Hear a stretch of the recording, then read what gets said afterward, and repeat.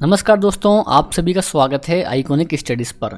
दोस्तों, आज के इस वीडियो में हम देखेंगे 40 प्रश्नों का बेहद ही शानदार प्रैक्टिस सेट, जिसके सभी क्वेश्चंस आप लोगों के एग्ज़ाम के लेवल के रहने वाले हैं।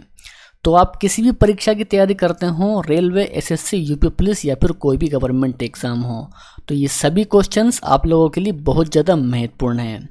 अब दोस्तों, देखना ये रहेगा कि इन 40 क्वेश्चन में से आप कितने के सही आंसर कर पाते हैं। तो वीडियो के लास्ट में कमेंट बॉक्स में अपना स्कोर बिल्कुल ईमानदारी पूर्वक बताइएगा। तो शुरुआत कर लेंगे आज के पहले क्वेश्चन के साथ में। तो क्वेश्चन दिया है कि यूरोप का अखाड़ा किस देश को कहा जाता है। बहुत ही बढ़िया क्वेश्चन, स्टार मार्क कीजिए इस क्वेश्चन को। तो यूरोप का अखाड़ा कहा जाता है बेल्जियम को, ये आपको ध्यान रखना है। भारत को पहला नोबेल पुरस्कार किस क्षेत्र में मिला है। तो सही उत्तर रहेगा साहित्य के क्षेत्र में मिला है भारत को पहला नोबेल पुरस्कार। मौर्य साम्राज्य में प्रचलित मुद्रा क्या थी। मौर्य साम्राज्य में प्रचलित मुद्रा क्या थी। दोस्तों, वे थी पर्ण मुद्रा, ठीक है ना। कोणार्क मंदिर का निर्माण कब किया गया था। दोस्तों, कोणार्क मंदिर का निर्माण किया गया था 1250 ईस्वी में। परीक्षाओं में दोस्तों ये प्रश्न कई बार पूछा गया है। तो 1250 में किया गया था कोणार्क मंदिर का निर्माण, ये भी आपको ध्यान रखना है। ईसा मसीह को सूली पर कब चढ़ाया गया था। दोस्तों, ईसा मसीह को सूली पर चढ़ाया गया था 33 ईस्वी में। तो सही उत्तर इस क्वेश्चन का 33 ईस्वी हो जाएगा। दोस्तों, इसके अलावा यदि आपको इनमें से किसी भी प्रश्न का आंसर पता है तो नीचे कमेंट बॉक्स में आपको उसका आंसर भी करते हुए जाना है, जिससे कि आपकी तैयारी और आपका रिवीजन पहले के मुकाबले और बेहतर तरीके से हो सकेगा। आगे है, अहोम विद्रोह किस राज्य में हुआ था। सही उत्तर हो जाएगा असम। तो असम में हुआ था अहोम विद्रोह। अल बरूनी का मूल नाम क्या था। दोस्तों, ये प्रश्न परीक्षाओं में कई बार पूछा जाता है। तो अल बरूनी का मूल नाम था अबू रेहान। दोस्तों, अबू रेहान था अल बरूनी का मूल नाम। दिल्ली का प्राचीन नाम क्या था। दिल्ली का प्राचीन नाम क्या था। तो दिल्ली का प्राचीन नाम था इंद्रप्रस्थ। दोस्तों, क्या था। तो इंद्रप्रस्थ था दिल्ली का प्राचीन नाम। नेक्स्ट है कि दिल्ली सल्तनत का अंतिम शासक कौन था। दिल्ली सल्तनत का अंतिम शासक कौन था। सही उत्तर रहेगा इब्राहिम लोदी था दिल्ली सल्तनत का अंतिम शासक।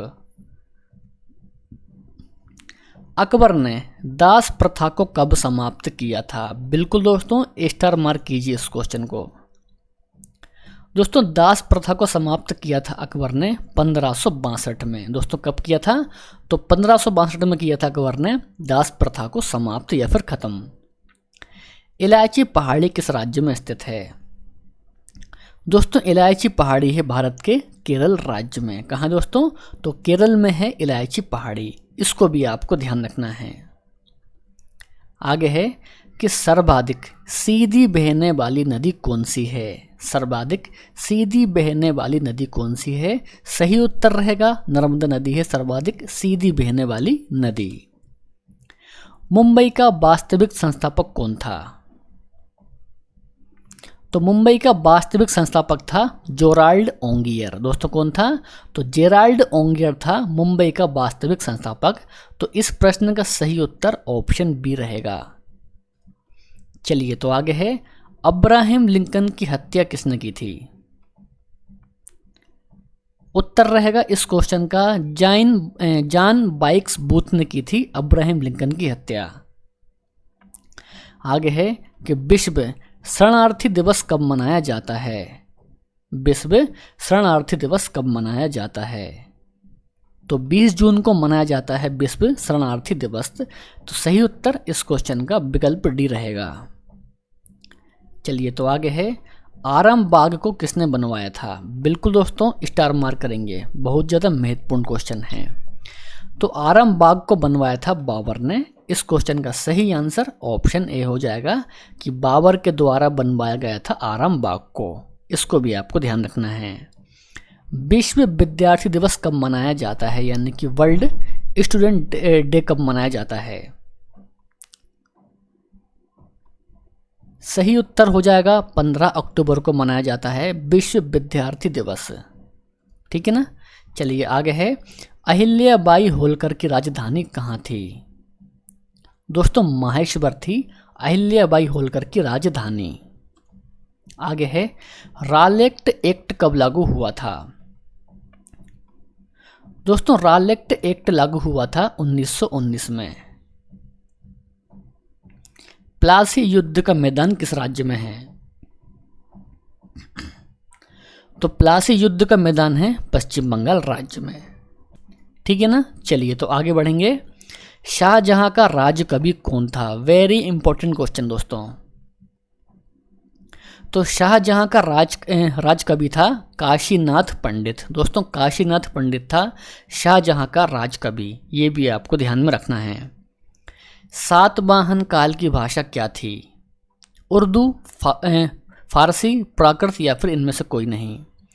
दोस्तों सातवाहन काल की भाषा थी प्राकृत भाषा। सही उत्तर इस क्वेश्चन का विकल्प सी हो जाएगा कि प्राकृत भाषा थी सातवाहन काल की। लॉर्ड मैकाले शिक्षा पद्धति कब लागू हुई थी? तो मेरे प्यारे साथियों 1835 में लागू हुई थी लॉर्ड मैकाले शिक्षा पद्धति।